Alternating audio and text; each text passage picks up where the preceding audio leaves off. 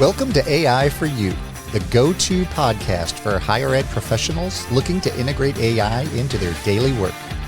I'm your host, Brian Piper, the Director of Content Strategy and Assessment at the University of Rochester. Join me every other Thursday for practical uses of AI within higher education communications, marketing, and student engagement. We'll focus on ways to quickly integrate AI into your teams to increase your efficiency and effectiveness and help you optimize your workflows and processes. I'll interview experts and feature relevant use cases with the goal that every episode gives you at least one thing you can take away and start leveraging in your job today. AI for You is a part of the Enrollify Network, a robust collection of podcasts designed to help higher education professionals like you grow. Explore our other shows at enrollify.org. Enrollify is made possible by Element 451, the next generation AI student engagement platform helping institutions create meaningful and personalized interactions with students. Learn more at element451.com. Welcome to AI for You. We're joining you today from the AMA Symposium for the Marketing of Higher Education, and we're here with Scott Cline, who's an independent consultant for higher education institutions. Welcome to the program, Scott. Thanks. Great to be here. So tell me a little bit about the ways that you are seeing AI integrated in higher education. Yeah. Before I was an independent consultant, I worked on the institutional side for over 20 years. And I think about what my actual day was on a day-to-day basis and how much time was spent on administrative tasks versus what was actually what I was there for, which was engaging with either the staff and the team that I was working with or faculty or our students as well. And it's like when I was truly honest with that calculation, I'm like sometimes 70-80% of the time was just on all of those other things. And then the introduction of AI is like, how can I reduce that amount of time so I can actually spend the time for the valuable thing, which is connecting with all those different humans that were in our institution. Yeah, and we hear that a lot when we're talking to people about AI technologies. They're worried that it's going to replace their jobs or it's going to, make it more difficult for them to connect with people. But I really see that there's a lot of opportunity for AI to give us more time to have those human connections and those personal interactions. Yeah, definitely. I think you have like the amount of time, everybody loves spending time doing their email, right? Or responding to Slack messages or Teams or whatever systems you're using. And that is human connections. Yes, it's like moving the ball forward, making sure that your team or your colleagues can actually take their next steps without a doubt. And so the important thing with that is actually about speed. There's some efficiency in there and effectiveness without a doubt. So when I think about AI, like you can be afraid of that, or you can get that giant email stream that you got of like 20 emails and you're trying to just catch up and you're like, I need to respond to something, put it into AI. Don't be afraid of it. And there's a pretty good chance that it's not going to get you 100% of the way there. It's not going to be perfect, but you think about your own time. It's rare that you're actually at 100% all the time. And so stop making the standard so high for AI and actually engage with it, see where those opportunities are. And I think you'll find more and more you actually spend more of that time with those humans. Yeah. And therefore. And I think so many people are expecting AI to do everything for them. And like you said, if you can get 60% time savings, even 20% time savings, it's still a huge investment and still opportunity for you to, make better use of your time on the creative or the strategic side of things that really makes a bigger difference. Yeah, I think about the time, particularly at a senior leadership position at college, where most of your time is spent like prepping for the meeting. Yeah, the really important thing is what actually happens at that meeting, those conversations, that engagement, that ideation that you go through.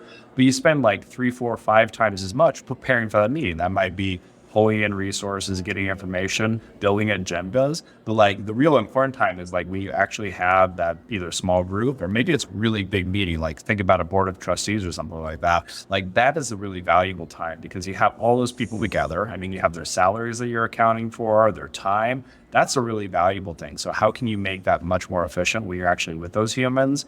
And then think about how you can actually prep for that. So that's, for me, it's always been like, how do I get ideas about what type of topics we should be talking about. Now, is AI going to be the expert that I should be with 20 years of experience? No. But it's going to probably catch some things that I didn't think about or don't have time to run against another colleague. And you're using it to do that ideation process. And then don't just send it out, obviously, but really spend that time of taking it to that next level. Again, don't expect it to be perfect. It's really about, getting you further along or starting that process so you can be much more effective and efficient there. Yeah, and you talk about not expecting it to be perfect, and a lot of people come back and say, well, AI hallucinates, so I can't use it. I was like, well, humans make mistakes all the time, but we always double check. We always make sure that, it's accurate. And like you said, even in areas where we're experts, we as humans have a great ability to see what's in front of us, but we're not always so good at seeing what's not there. And AI is so good at gap analysis and figuring out better ways to present problems or different perspectives to look at. And then if we don't end up taking its advice, it doesn't get offended or it doesn't get upset that we're not doing what it said that we should. Yeah, I think about the number of times, I'm sure this has happened to everybody, whether or not they're willing to admit it or not. But I've sent an email or a Slack, and my poor team and colleagues, they came back to me and they're like, wait, did you really mean that? I'm like, no, I didn't actually mean that. I just made a mistake or something like that. I told you to go left when I meant right. And they're like, I'm pretty sure you wanted me to go left. They're like, and they come back to me. So again, that high standard that we have, that, AI is hallucinating, AI is taking over or something like that. I'm like, humans are also valuable because we're tired. We have lots of things on our plate. We're balancing a number of things and jumping from task to task. And really, it's about that settling down, being able to really engage with those humans. That's a valuable thing that has that idea that currently AI is not going to be able to come up with, or that understands the team dynamics to be able to achieve something greater, particularly our institutions of higher ed. Yeah, for sure. So we know this landscape is changing quickly and the technology is evolving rapidly. Where do you see AI advances being made short term that you're interested in or that you find most exciting? Yeah, I think the most interesting thing for me is that back and forth components of AI, where it used to be like, oh, I'll put it in there and it'll give me something out of it. What I'm seeing, particularly with some of the newest releases, is really this back and forth conversation, this engagement, whether or not it's talking to it, through your phone or something like that, or saying, hey, I need to throw in these 5 ideas or something like that. Take it for a second, give me your ideas back. And that back and forth where you could do that with another colleague, sure, but that's taking their time or energy. You also mentioned they might be offended if you don't actually use their ideas, which, you have good relationship. But it's really that back and forth that I'm most excited about, where it's, again, that ideation phase. The best idea that I've ever had, I think anybody ever had, doesn't come on the first idea. Usually, it's pretty bad. If we're really honest about it, we don't come up with that brilliant idea and the brilliant strategy on the first go. And so for me, the interesting thing with, their latest releases is really that back and forth of that ongoing conversation, dialogue, ideation. So you can start to evolve it. And again, you're not relying on AI to make it perfect or 100%, but you're getting along that process much more quickly than you previously did. Yeah, absolutely. So, we see a lot of institutions who aren't starting to leverage AI yet. They're still trying to figure out, what do you see as some of the biggest challenges that institutions are facing in adopting AI? Yeah, I mean, without a doubt, there is the undercurrent of where all of this technology is based at. And fundamentally, institutions are going to have to grapple with that. And reality is that they might not be 100% there either. It's going to be this complicated area. And while they're doing work on making sure the sources of that data, particularly as practitioners of an institution, which is all about ideas, this is the foundation of this technology, we need to really reconcile with that. But at the same time, I think that can't be the end all be all. We can't just keep having this conversation over and over again. A lot of you guys talked about this, where it's stop at that conversation. And so really it's that exploring this, coming up with those policies and knowing that they're going to change. AI is going to continue to change, just like any other technology. It's not this is somehow it could be revolutionary, but I think it more is along this hope of seeing it as evolutionary. And we've seen these technology jump to the shore from, iPhones to, fax machines. How many of your guests still remember what that is probably a dated guess there. But this has to be seen as this evolution. And we've seen it as this end all be all. We make one decision and then we go forward. It's more about how do we continuously evaluate this, because the technology is going to change. the underlying frameworks are going to change, and our interactions with this is going to change. So we've got to make sure that we're always ideating on this. And I think we'll be in a much better place if we think about this not as make a decision and then we don't make another decision for 5 years, but we're always constantly updating this. It's part of conversation and dialogue, and realizing that we might make some mistakes. Like Right. Institutions got to acknowledge that we can't be 100% on this again. That's the thing. And we might make some mistakes. And it's part about the learning process. Again, we don't want to expect our students to know organic chemistry on day one. So why are we expecting us to be able to make a perfect decision now that's going to somehow cover everything for the next, 5 years, let alone the 6 months where it comes to AI? Yeah, absolutely.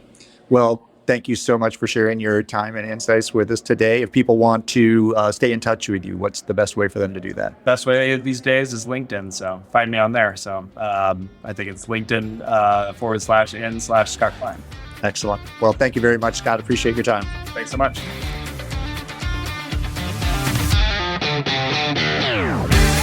Thank you for listening to another episode of AI for You. I hope you found at least one useful thing you can take away and start adding to your workflows and processes today. Remember, the key to making the most of AI is to keep experimenting, keep learning, and of course, keep creating. AI for You is a part of the Enrollify podcast network. If you like this podcast, chances are you'll like other Enrollify shows too. Our podcast network is growing by the month, and we've got a plethora of marketing, enrollment, and higher ed technology shows that are jam-packed with stories, ideas, and frameworks, all designed to empower you to become a better higher ed professional. Our shows help higher ed professionals find their next big idea and feature a selection of the industry's best as your hosts. Learn from Artis Kadu, Day Kibbles, Shane Baglini, and so many other of your favorite leaders in higher ed. Enrollify is made possible by Element 451, the next generation AI student engagement platform, helping institutions create meaningful and personalized interactions with students. Learn more at element451.com.